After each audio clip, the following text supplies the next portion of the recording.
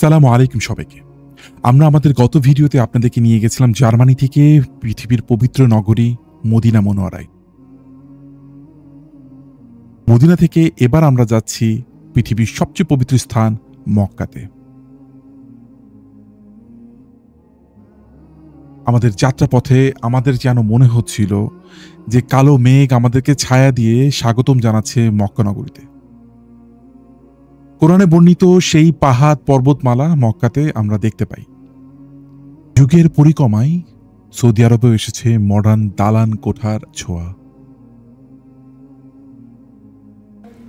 Okay, so এটা হচ্ছে আমাদের খেজুরের সফট ড্রিঙ্কস, যেটা সৌদি আরবে নতুন লঞ্চ করা হয়েছে।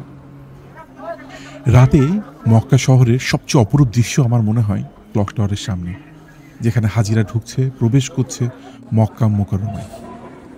মক্কা মোকাররমার মসজিদের ভেতরের দৃশ্যটা অপরূপ।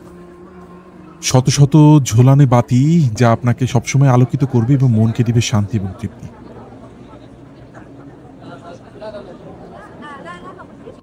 এই হলো কাবা শরীফ, আল্লাহর ঘর, যাকে একবার দেখার জন্য পৃথিবীর সকল স্থান থেকে মুসলমান মুমিনরা এখানে এসে জড়ো হয়। ভিডিওটি ভালো লাগলে ফলো করে সাথে থাকবেন র্যাক্সন শোজের।